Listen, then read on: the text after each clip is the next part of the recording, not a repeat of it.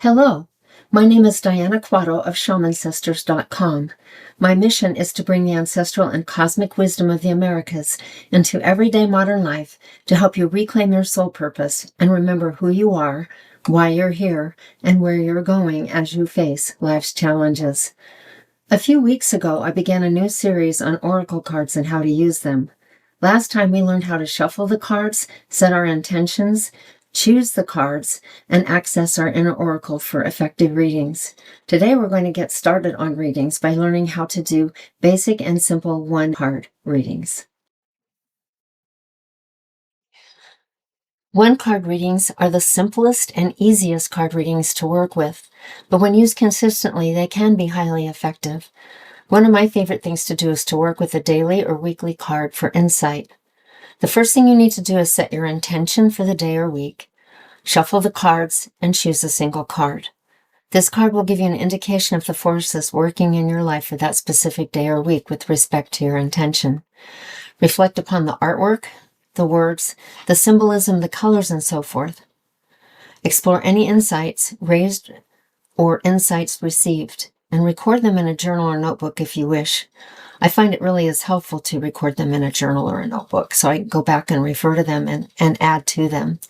Take note of any actions that might be needed to act, make decisions as they arise. Place your card on an altar near your desk or bedside where you can see it and meditate or reflect upon it through the day or week. Record any additional observations in your journal or notebook. At the end of the day or week, go over your reflections to see what you have learned. If additional actions are needed, you can draw an additional card for more information. And don't forget to give gratitude. Let's just go through the process to kind of see how a generic reading for all of you might work. So first I'm going to put this card inside, knock on it to clear it, and then I'm going to shuffle it as we learned last week.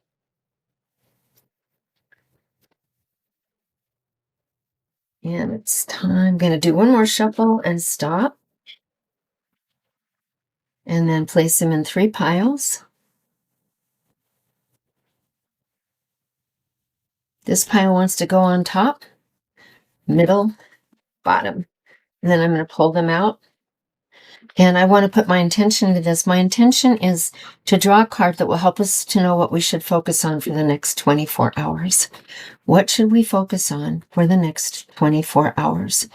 What should we be focusing on for the next 24 hours as a collective or individually? What should we focus on for the next 24 hours collectively or individually?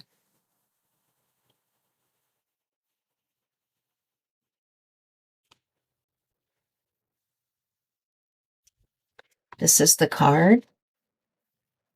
So now I'll place it in the center. What should we focus on for the next 24 hours, collectively or individually?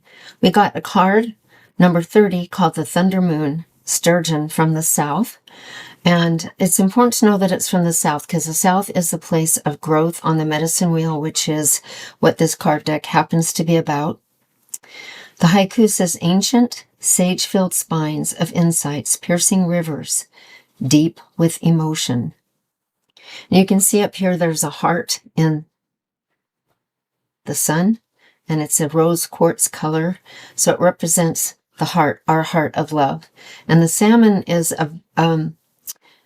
it's a sage-filled spine. The sturgeon is a very old and ancient animal. It has been on the planet since before the age of the dinosaurs, and it has survived. It has all these spines on its back, which signify the wisdom of each age that it's gone through. And you can see that it's actually diving up above to catch the heart and love of the moon. Water itself represents emotion, nurturing, and the divine feminine. And you can see this is kind of in a path that goes on to infinity through this desert landscape. And down below is light filtering in from the moon to these 2 salmon that are going in 2 different directions for their path to experience things. And because they're in the water very deeply, they're in the subconscious where our emotions dwell. So this card is telling us that it's really important for us to be in touch with our emotions today, to observe them, to acknowledge them, and to use them as deep, sage-filled spines of wisdom, and to use the divine feminine to help us to interpret what our emotions mean, and to use them to bring healing and nurturing to us, which the divine feminine can do. And of course, you can also go a little deeper by reading what the guidebook says about the sturgeon. And I'm just going to open the book here so you can see it, but it's the second moon of Shanadis, the spirit keeper of the south.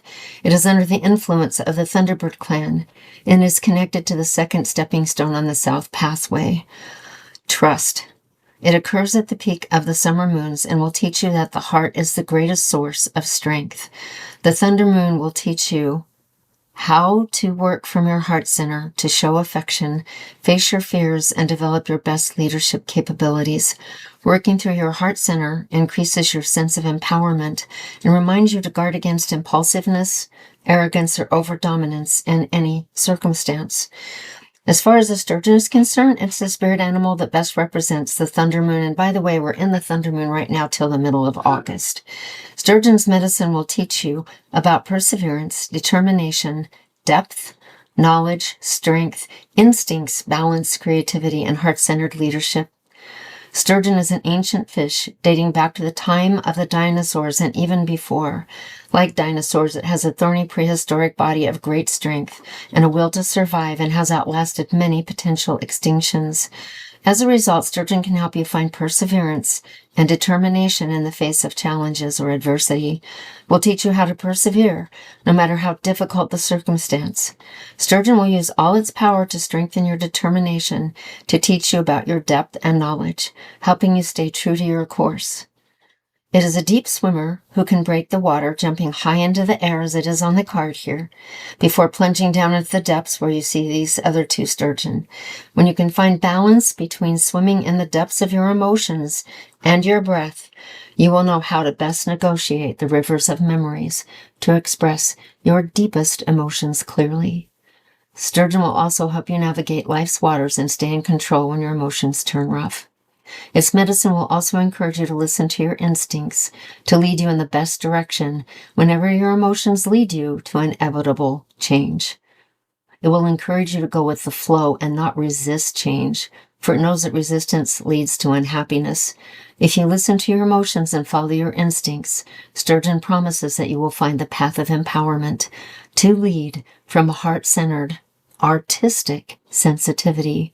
A sensitivity that will allow you to create sage-filled insights through art for the highest good of those with eyes to see and ears to hear.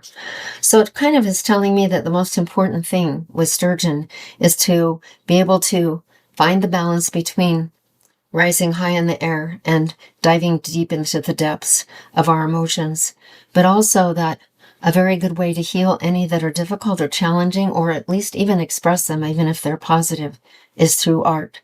And you don't have to be a great artist to do it. You can have fun just coloring in a coloring book. Whatever it is time and today and the next 24 hours for you to focus on creativity, things that bring you joy through a creativity. And then you'll be able to negotiate the path of your emotions with great wisdom. Next, we're going to do another basic single card reading. For this reading, you want to ask a single specific targeted question that is open-ended rather than a yes or a no. Good questions are something like, what needs healing in this situation? What message am I receiving and why? What is Spirit calling me to do today? And what action is needed to solve the specific issue? There are, of course, other questions, but these are just examples, and we'll use one of these today to do this reading. Then you shuffle the cards as we did before, and I'm going to do another generic reading for you and ask what is Spirit calling you to do today. And we'll draw a single card from the deck following those same procedures. Then I want you to reflect upon the artwork and see what it means for you, the words, the symbolism, the colors, and explore any insights raised or insights received. Once again, record them in a journal or a notebook if you wish, because then you can go back and review them for more clarity. Take note of any abilities or actions you're being called to use or take. You can implement them by taking a baby step. And we'll see what the baby step should be. We'll place the card on the altar near your desk or bedside again and meditate or reflect upon it throughout the day. Record any additional observations in your journal or notebook. And always, always remember to give gratitude. I'm going to use the same card deck for this, but I'm going to switch card decks for the 2-card reading. So now once again, cleanse the deck. And I'm going to ask, what is Spirit calling you to do today? What is Spirit calling you to do today? What is Spirit calling you to do today? What is Spirit calling you to do today?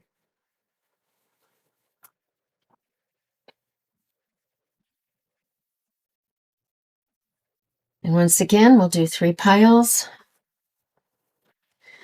Bottom, top, middle.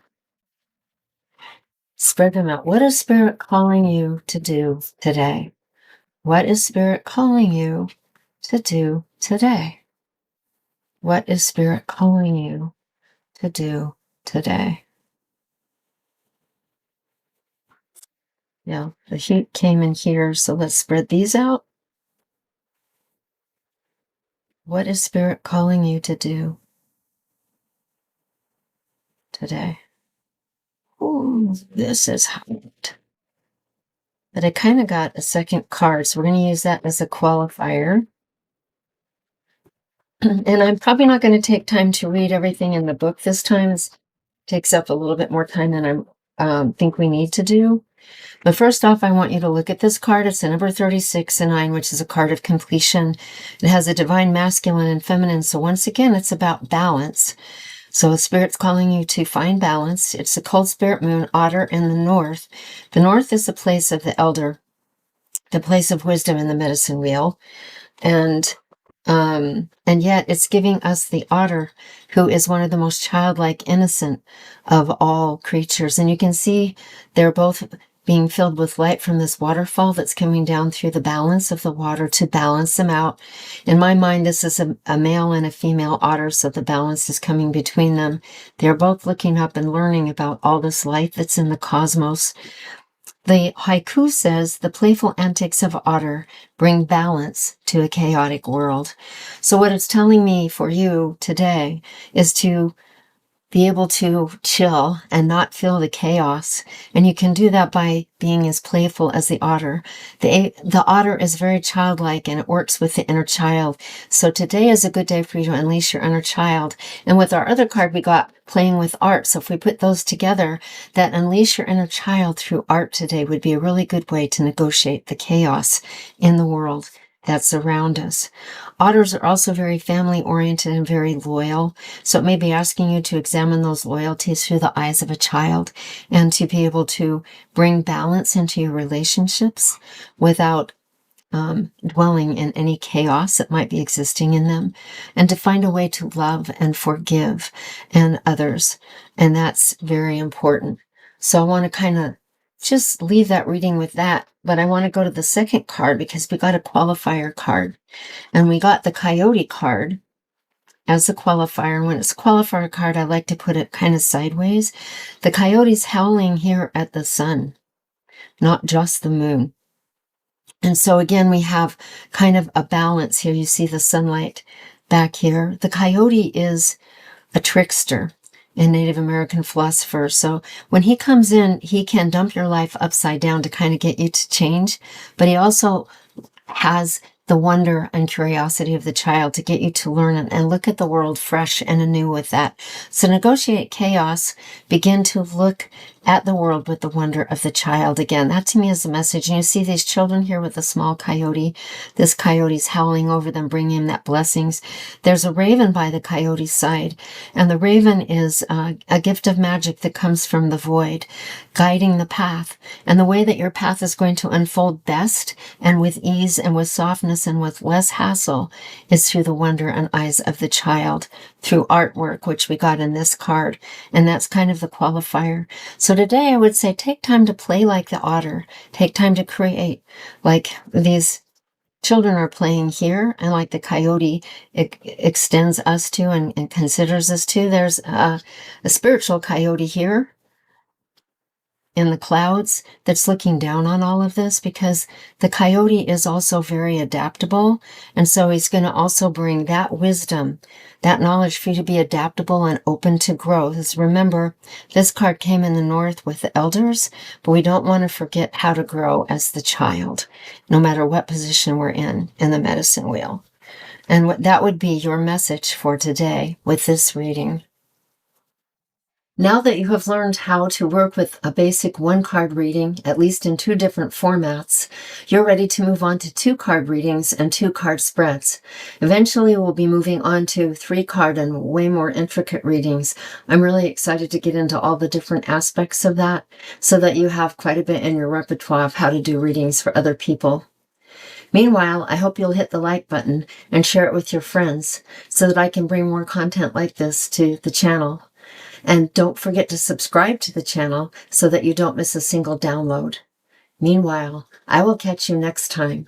Many blessings and much light.